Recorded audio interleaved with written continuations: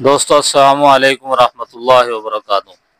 आज कुर्बानी कोर्स का हम सबक नंबर 2 शुरू कर रहे हैं। आज का सबक बहुत अहम होने वाला है, इसलिए कि साहिब निसाब कौन शख्स होता है आज हम ये मालूम करेंगे और सीखेंगे। और जब हम ये आज का सबक पूरी तवज्जो के साथ सुनेंगे समझेंगे तो इंशाअल्लाह मैं इस बात की गारंटी देता हूँ कि इस काबिल हो जाएंगे कि आप खुद से मालूम कर सकें कि किस शख्स पर कुर्बानी वाजिब है और किस शख्स पर कुर्बानी वाजिब नहीं है। सबक नंबर 1 में हमने पढ़ा था कि जिस शख्स में 5 शर्तें पाई जाएं, मुसलमान हो, बालिग हो, आकिल हो और मुकीम हो, और 5वीं शर्त ये थी कि साहिब निसाब हो। आज हम साहिब निसाब के बारे में मालूम करते हैं कि साहिब निसाब से क्या मुराद है। तो याद रखें, साहिब निसाब उस शख्स को कहा जाता है कि जिसके पास 5 किस्म के अमवाल में से कोई एक या एक से ज़्यादा माल मखसूस मकदार में हो तो उस शख्स साहिब निसाब कहलाता है। वो 5 अमवाल ये हैं। नंबर 1 सोना। अब सोना किस शक्ल में हो, बाद लोग समझते हैं कि इस्तेमाल में जो सोना होता है उस पर ज़कात और कुर्बानी नहीं आती। तो याद रखें, सोना जेवर की शक्ल में हो, डली की शक्ल में हो, ईंट या किसी बर्तन वगैरह की शक्ल में हो,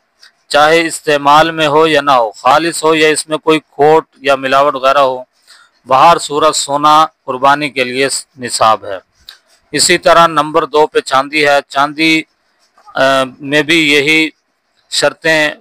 पाई जाती हैं कि वो जेवर की शक्ल में हो, डली की शक्ल में हो, ईंट हो, बर्तन हो, किसी भी शक्ल में हो, चाहे इस्तेमाल में हो या उसके अंदर मिलावट हो, खोट हो या खालिस हो, तो बहरहाल चांदी ये कुर्बानी के लिए निसाब है। नंबर 3 पे नकदी। अब नकदी जो है यानी रकम, रुपया, पैसा, अपने मुल्क की हो या किसी और मुल्क की, अपनी जेब में हो या बैंक में हो, या चेक हो या ड्राफ्ट, नोट या सिक्के, या किसी को कर्ज दिया हुआ है लेकिन बशर्ते कि मिलने की उम्मीद हो या उसकी सरमायाकारी कर रखी हो, इन तमाम सूरतों में ये नकदी कुर्बानी के लिए निसाब है। नंबर 4 में माल तिजारत, यानी ताजिर की दुकान का हर वो सामान जो बेचने की नीयत से ख़रीदा गया हो और ताहाल उसके बेचने की नीयत बाकी हो, तो ये माल तिजारत कुर्बानी के लिए निसाब है। अगर मज़कूरा माल यानी माल तिजारत घर के इस्तेमाल के लिए रख लिया या उसके बारे में बेटे या दोस्त वगैरह को हदिया में देना तय कर लिया, या फिर वैसे ही उस माल के बारे में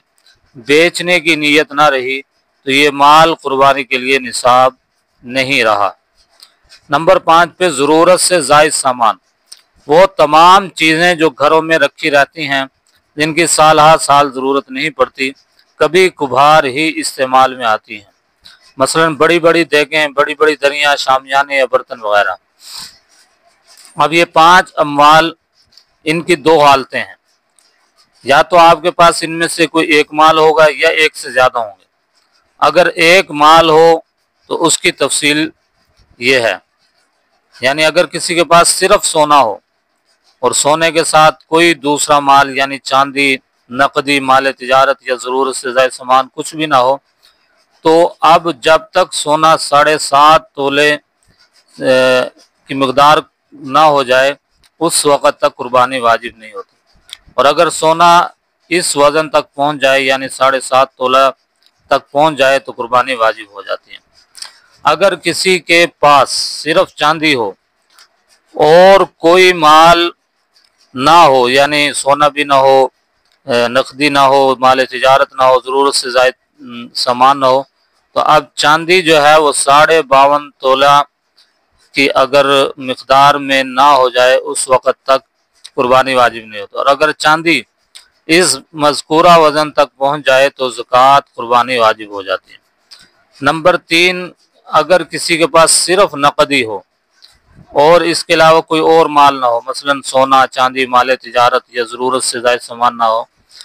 तो अब हम देखेंगे कि नकदी की रकम अगर इतनी है कि जितनी रकम से अगर चांदी खरीदी जाए तो वो 52.5 तोले चांदी उसमें आ सके, تو اگر نقدی اتنی ہے تو اس وقت قربانی واجب ہوگی،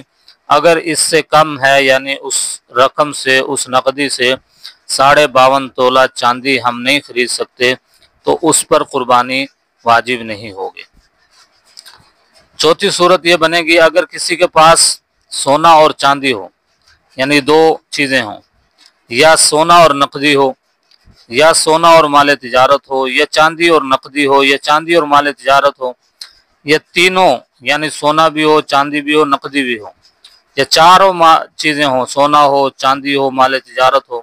یعنی کوئی بھی صورت، جتنی بھی صورتیں بن سکتی ہیں ایک سے زیادہ مال کی، تو اس میں سارے مال کا مجموعہ ہم اگر دیکھیں گے تو اگر اس مال کے سارے مال کے مجموعے کی قیمت 52.5 تولے چاندی کے برابر ہو رہی ہے تو قربانی واجب ہوگی، ورنہ نہیں ہوگی۔ اب ہم نے اس میں ایک چیز پڑھی ہے ضرورت سے زائد سامان، اب اس کی ذرا تفصیل سن لیتے ہیں کہ ضرورت سے زائد سامان میں کیا کیا چیزیں شامل ہیں۔ نمبر 1، وی سی آر ڈش، ناجائز مضامین کی آڈیو ویڈیو کیسٹیں جیسی جتنی بھی چیزیں ہیں یہ ضروریات میں داخل نہیں ہیں بلکہ لغویات میں ہیں۔ مذکورہ قسم کا سامان ضرورت سے زائد کہلاتا ہے، اس لیے ان سب کی قیمت حساب میں لگائی جائے گی۔ نمبر 2، رہائشی مکان، پہننے اوڑھنے کے کپڑے، ضرورت کی سواری اور گھریلو ضرورت کا سامان جو عام طور پر استعمال میں رہتا ہے، یہ سب ضروریات کے سامان میں داخل ہے۔ اس کی وجہ سے انسان شرعاً مالدار نہیں ہوتا، یعنی ان کی قیمت نصاب میں شامل نہیں کی جاتی۔ اسی طرح صنعتی آلات، مشینیں اور دوسرے وسائل رزق جن سے انسان اپنی روزی کماتا ہے، یہ بھی ضروریات میں داخل ہیں، ان کی قیمت بھی نصاب میں شامل نہیں کی جاتی۔ مثلاً درزی ہے، اس کی سلائی مشین، ترکھان، لوہار، کاشتکار وغیرہ کے اوزار، سبزی یا پھل بیچنے والے کی ریڑھی یا سائیکل وغیرہ، یہ چیزیں جو ہیں ضروریات میں داخل ہیں، ان کو نصاب کے اندر داخل نہیں کیا جائے گا۔ اگر کسی کے پاس ضرورت پوری کرنے کا سامان ہے لیکن اس نے کچھ سامان اپنی ضرورت سے زائد بھی اپنے پاس رکھا ہوا ہے، مثلاً کسی کی ضرورت ایک گاڑی سے پوری ہو جاتی ہے لیکن اس کے پاس 2 گاڑیاں ہیں، یا اس کی ضرورت ایک مکان سے پوری ہو جاتی ہے لیکن اس نے 2 مکان رکھے ہوئے ہیں، تو اس زائد گاڑی اور زائد مکان کی قیمت کو نصاب میں داخل کیا جائے گا۔ تو آج کے سبق کا خلاصہ یہ ہے کہ صاحب نصاب شخص وہ ہوتا ہے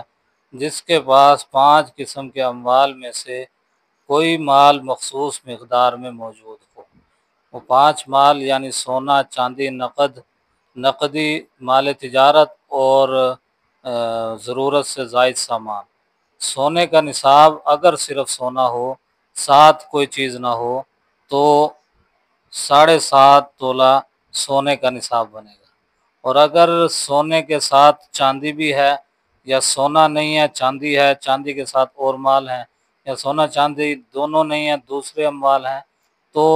جو بھی صورت بنے سونے کے علاوہ مال کی، 1 مال ہوں، 2 مال ہوں، 3 مال ہوں، اور اگر سونا بھی ساتھ ہو تو وہ بھی ساتھ شامل ہوگا، تو سارے اموال کو جمع کر کے اگر ان کی قیمت 52.5 تولہ چاندی کی قیمت کے برابر ہو تو وہ اس شخص پر